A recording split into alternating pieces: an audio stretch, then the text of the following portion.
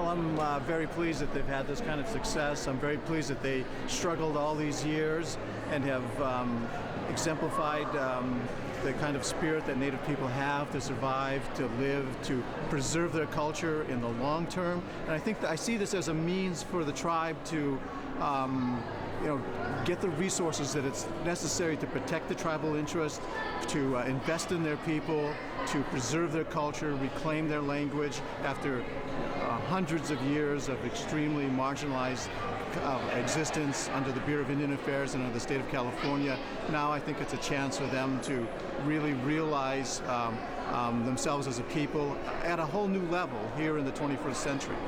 The California tribes have really been at the forefront of developing gaming. The Cabazon case. The Cabazons were trying to, a place that's not very far from here, they were trying to merely do economic development. They started out with smoke shops, and then they started out with card parlors, and started to get into a legal battle with the state. And they set the precedent with their particular case when they won Cabazon v.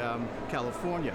And that is a tribute, I think, to the people of California, the Native people, and their ability to survive, to struggle. This was something that wasn't a government program. It wasn't anticipated by U.S. policy. I mean, the effort to create gaming was really one of the few options that the Native people had. They tried other kinds of things, other kinds of economic development, and living out in a desert where there's effectively no resources. Many of the people were hardly living in these areas.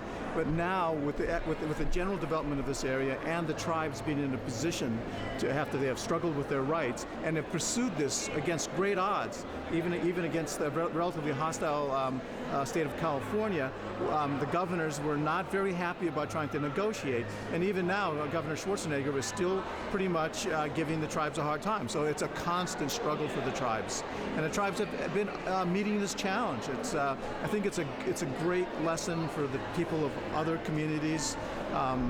California tribes in Morongo and Cabazon, San Manuel have been at the forefront of this movement, and it clears the way for possibilities for lots of other tribes too.